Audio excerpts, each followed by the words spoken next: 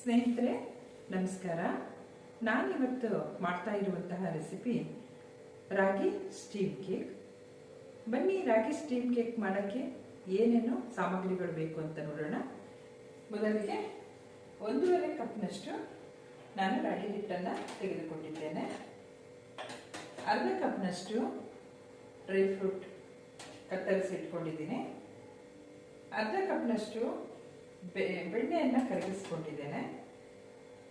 1 ಕಪ್ನಷ್ಟು ಖರ್ಜೂರ ತೆಗೆದುಕೊಂಡು ಅದನ್ನು 10 ನಿಮಿಷದಷ್ಟು ಹಾಲಿನಲ್ಲಿ ನೆನೆಸಿಟ್ಟು ನಂತರ ರುಬ್ಬಿಕೊಂಡಿದ್ದೇನೆ. ಈ ಥರ ರುಬ್ಬಿಕೊಂಡ ನಂತರ ಈ ಥರ ಪ್ಯೂರಿ ಆಗಿದೆ.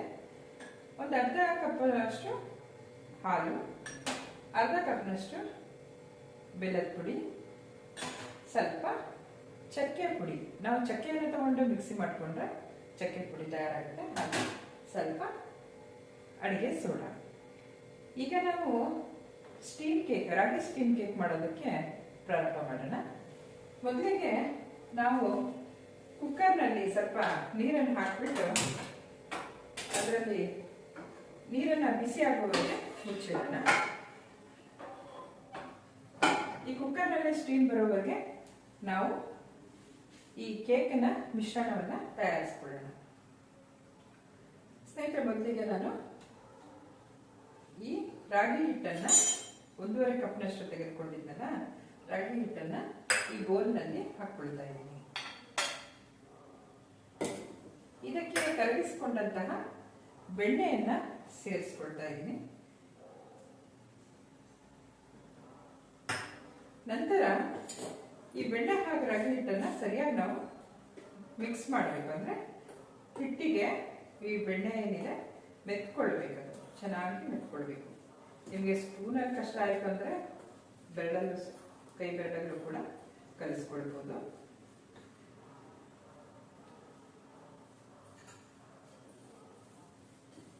ಈಗ ಪೂರ್ತಿ ಹಿಟ್ಟಿಗೆ ಈ ಬೆಣ್ಣೆಯನ್ನು ನಾವು ಈ ರೀತಿ ತಾಕಿಸ್ಕೊಳ್ಳೋಣ. ನೋಡಿ, ಈ ಥರ ಸ್ಪ್ರೆಡ್ ಆಗಿದೆ. ಇದಾದ ನಂತರ ನಾವು ಬೆಲ್ಲದ ಪುಡಿ ಅದನ್ನು ಬೆರೆಸ್ಕೊಳ್ತಾ ಇದ್ದೀನಿ.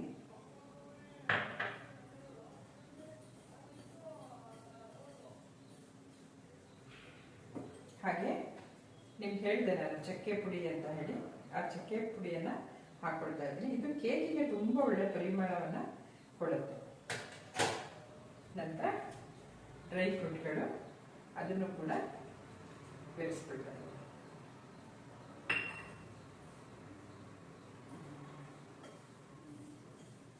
ಸ್ವಲ್ಪ ಸೋಡಾನ ಹಾಕೊಳ್ಳೋಣ.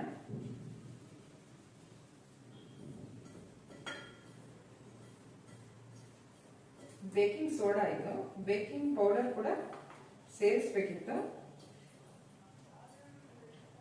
ಇವತ್ತು ವಿಡಿಯೋ ಮಾಡೋಣ ಅಂತ ಹೇಳಿ ಇದಕ್ಕಿದ್ದಂತೆ ತಯಾರಿ ಮಾಡಿಕೊಂಡೆ, ಹಾಗಾಗಿ ಬೇಕಿಂಗ್ ಪೌಡರ್ ಇಲ್ಲ, ಬೇಕಿಂಗ್ ಸೋಡಾದಲ್ಲೇ ಕಂಟಿನ್ಯೂ ಮಾಡ್ತಾ ಇದ್ದೀನಿ. ಈಗ ನಾವು ಮಿಕ್ಸಿ ಮಾಡಿಕೊಂಡಂತಹ ಹಾಲು ಮತ್ತು ಖರ್ಜೂರದ ಮಿಶ್ರಣ ಇದನ್ನು ಬೆರೆಸ್ಕೊಳ್ಳೋಣ.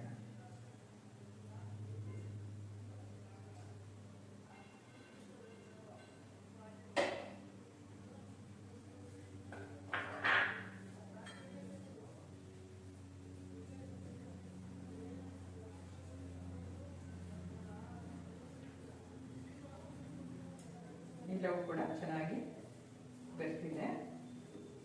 ಇದಕ್ಕೆ ನಾವು ಕೇಕ್ನ ಹದಕ್ಕೆ ತರಬೇಕು.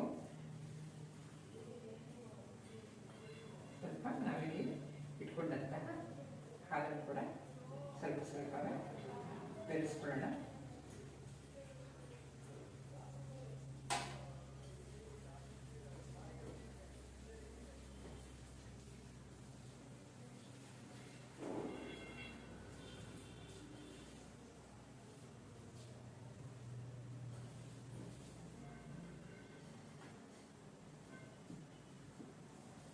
ಮಿಶ್ರಣ ಸ್ವಲ್ಪ ಗಟ್ಟಿಯಾಗಿದೆ ಅಂತ ನನಗೆ ತೋರಿಸ್ತಾ ಇದೆ. ಇನ್ನೊಂದು ಸ್ವಲ್ಪ ಅರ್ಧ ಕಪ್ ಹಾಲನ್ನು ಬೆರೆಸ್ಕೊಂಡಿದ್ದೆ. ಇನ್ನೊಂದು ಅರ್ಧ ಕಪ್ ಹಾಲನ್ನು ನಾನು ಈ ಕೇಕ್ನ ಮಿಶ್ರಣಕ್ಕೆ ಸೇರಿಸ್ಕೊಳ್ತೀನಿ.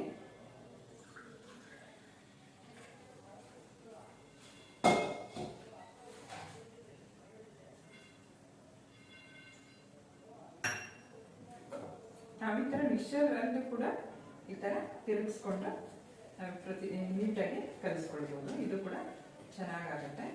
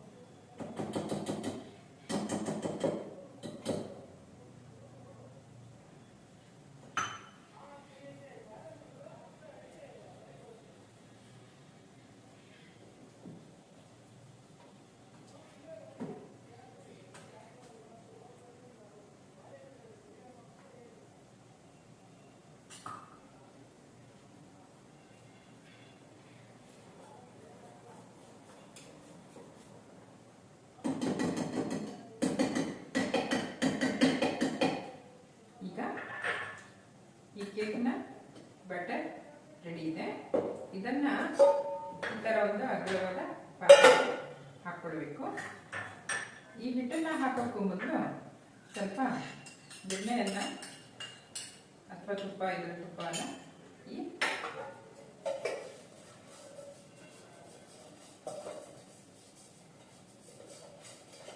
ಪಾತ್ರೆಗೆ ಹಚ್ಕೊಳ್ತಾ ಇದ್ದೀನಿ. ನೋಡಿ, ನೀವು ನೋಡ್ತಾ ಇರ್ಬೋದು ಹಬೆ ಕೂಡ ಬಂದಿದೆ. ನಂತರ ನಾನಿಲ್ಲಿ ಬೆರೆಸಿ ಇಟ್ಕೊಂಡಂತಹ ಕೇಕ್ನ ಮಿಶ್ರಣವನ್ನು ಹಾಕ್ಕೊಳ್ತಾ ಇದ್ದೀನಿ.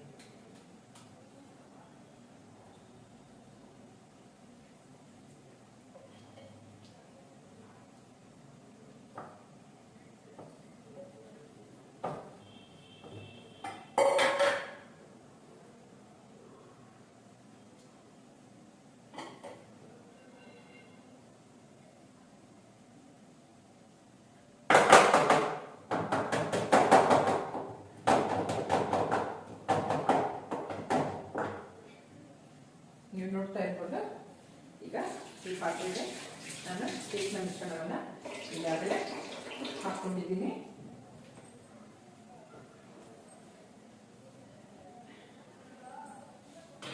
ನಮಗೆ ಬೇಕು ಅಂತಂದರೆ ಸ್ವಲ್ಪ ಬೇರೆ ಡ್ರೈ ಫ್ರೂಟ್ಗಳನ್ನು ಕೂಡ ಹಾಕ್ಕೊಳ್ಬೋದು. ನಾನು ಗಾರ್ನಿಷ್ಕ್ ಅಂತ ನನಗೆ ಕಪ್ಪು ದ್ರಾಕ್ಷಿ ಅಂದರೆ ಬಹಳ ಬ್ಲ್ಯಾಕ್ ಕರೆಂಟ್ ಅಂತಾರಲ್ಲ ಬಹಳ ಇಷ್ಟ, ಹಾಗಾಗಿ ಅದನ್ನು ಹಾಕ್ಕೊಳ್ತಾ ಇದ್ದೀನಿ.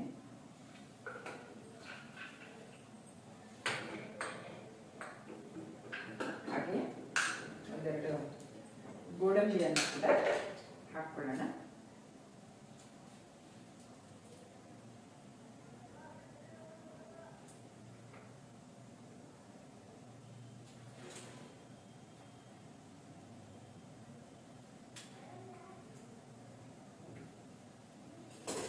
ಸ್ನೇಹಿತರೆ ನೋಡಿ, ಹೀಗಾಗಿದೆ ಮಿಶ್ರಣನ. ನೀವು ನೋಡ್ತಾ ಇದ್ದೀರಾ ಕೇಕ್ನ ಮಿಶ್ರಣ. ಈಗ ಇದನ್ನು ಈಗಾಗಲೇ ಹಬೆ ಬರ್ತಾ ಇದೆ, ನೋಡ್ತಾ ಇದ್ದೀರಾ. ಅದನ್ನು ಈ ಥರ ಕುಕ್ಕರ್ನಲ್ಲಿ ಇಟ್ಟು ಕುಕ್ಕರ್ನ ಮುಚ್ಚೋಣ.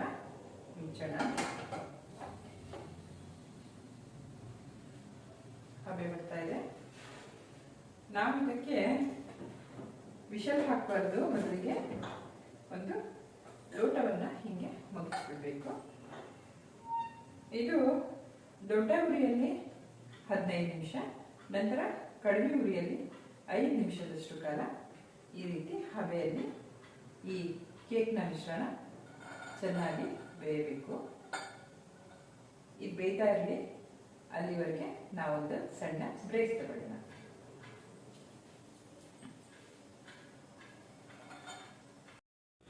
ಸ್ನೇಹಿತರೆ, ಈಗ ಒಂದು 15 ನಿಮಿಷ ಆಗಿದೆ ನೋಡಿ. ಕಪ್ಪನ್ನು ತೆಗಿತಾ ಇದ್ದೀನಿ, ಬಹಳ ಬಿಸಿ ಇದೆ, ಹುಷಾರಾಗಿ ತೆಗೀರಿ.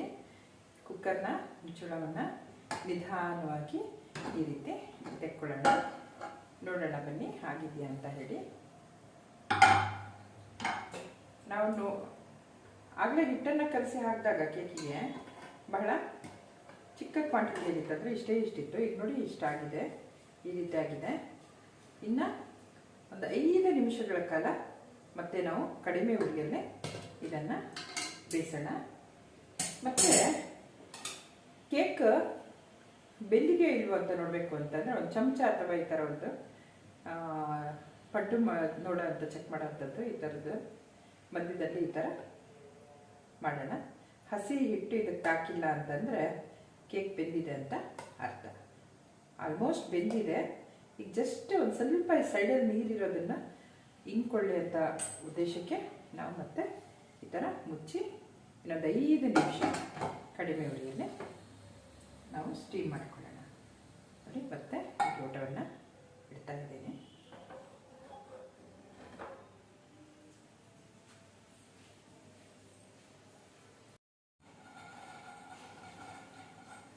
ಸ್ನೇಹಿತರೆ, ಇನ್ನೇನು 5 ನಿಮಿಷದಲ್ಲಿ ರಾಗಿ ಸ್ಟೀಮ್ ಕೇಕ್ ನಮಗೆ ತಯಾರಾಗುತ್ತೆ. ಅಲ್ಲಿವರೆಗೆ ನಾನು ರಾಗಿ ಸ್ಟೀಮ್ ಕೇಕ್ ಮಾಡಿದಂತಹ ಉದ್ದೇಶ ಏನು ಅಂತ ಹೇಳ್ತೀನಿ.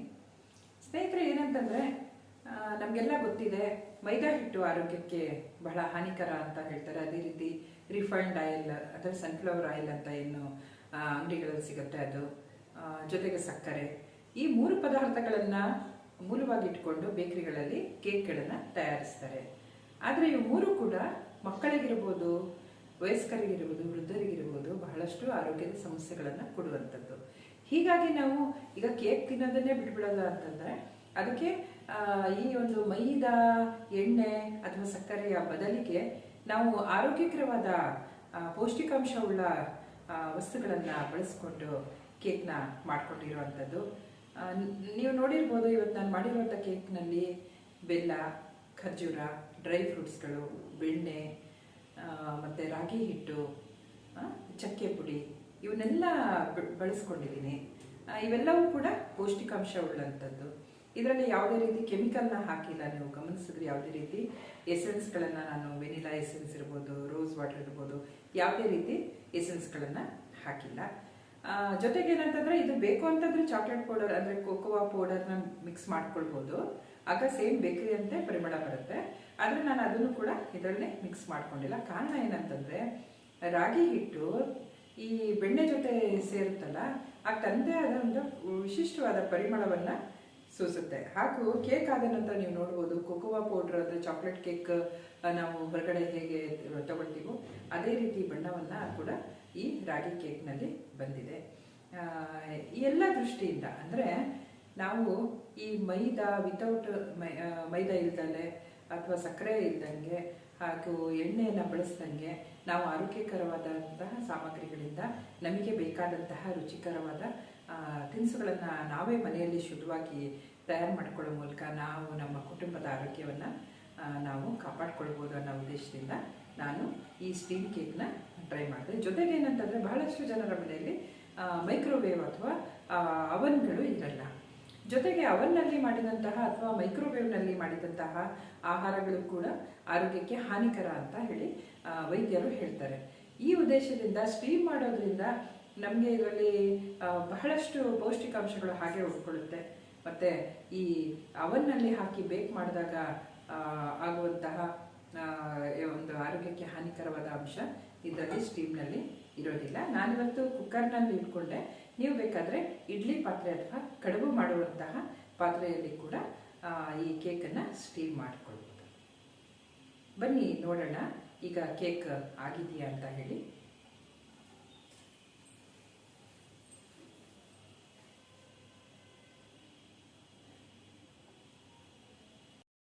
ಸ್ನೇಹಿತರೆ, ನೀವು ನೋಡ್ತಾ ಇರ್ಬೋದು, ನಾವೀಗ ಮಾಡಿದಂತಹ ಸ್ಟೀಮ್ ಕೇಕ್ ಇಲ್ಲಿದೆ. ಈ ರೀತಿ ಆಗಿದೆ, ನೀವು ನೋಡ್ತಾ ಇರ್ಬೋದು. ನಾವು ಎಷ್ಟು ಕ್ವಾಂಟಿಟಿ ಹಾಕಿದ್ವೋ ಅದರ 2ರಷ್ಟು ಆಗಿದೆ. ಇದನ್ನು ಈಗ ಈ ಪಾತ್ರೆಯಿಂದ ಹೊರಗೆ ತೆಗೆಯೋಣ. ನೋಡಿ ಈ ಥರ ಸೈಡ್ಗಳನ್ನು ಎಡ್ಜ್ಗಳನ್ನು ಈ ಥರ ನಾವು ಸ್ವಲ್ಪ ಸಣ್ಣ ಮಾಡಿಕೊಂಡ್ರೆ ಸುಲಭವಾಗಿ ಬರುತ್ತೆ. ಹಬೆ ಮಾಡಿರೋದ್ರಿಂದ ಒಂದು ಸ್ವಲ್ಪ ನೀರಾಗಿರುತ್ತೇನೋ ಅಂತ ನೀವು ಭಾವಿಸ್ಬೋದು. ಆ ಥರ ಏನೂ ಇಲ್ಲ ನೋಡಿ, ಕೈಗಳಿಗೆ ಏನೂ ಕೂಡ ಅಂಟ್ತಾ ಇಲ್ಲ, ತುಂಬ ಡ್ರೈ ಆಗಿದೆ, ಚೆನ್ನಾಗಿದೆ. ಇದನ್ನು ನಾವು ಈ ಪ್ಲೇಟ್ನಲ್ಲಿ ತೆಕ್ಕೊಳ್ಳೋಣ.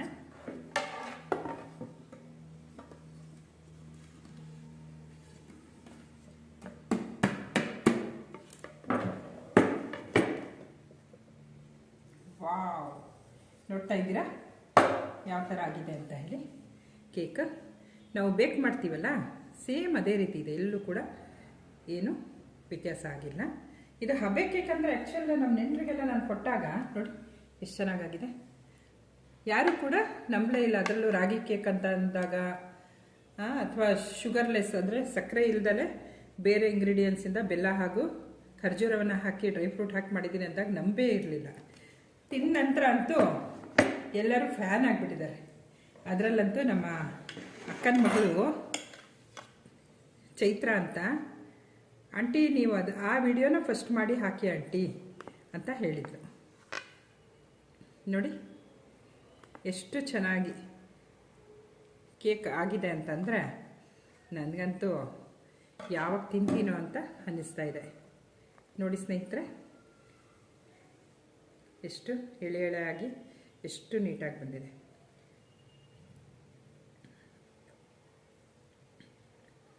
ತಿನ್ನೋಕ್ಕಂತೂ ಬಹಳನೇ ರುಚಿ ಇರುತ್ತೆ. ಇವತ್ತು ನೋಡೋಣ ಹೇಗಿದೆ ಅಂತ ಹೇಳಿ. ನೋಡಿ ಮುರಿದ್ರೂ ಕೂಡ ಎಲ್ಲೂ ಅಂಟಂಟಾಗಿಲ್ಲ, ಉದುರಿದ್ರೆ ಎಷ್ಟು ಚೆನ್ನಾಗಿದೆ.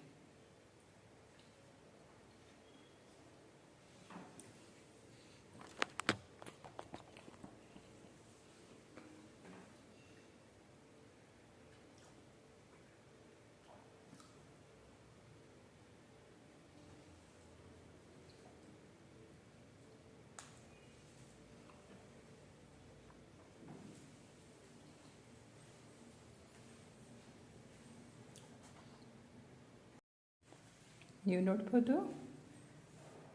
ಕೇಕ್ ಸವಿಯಲು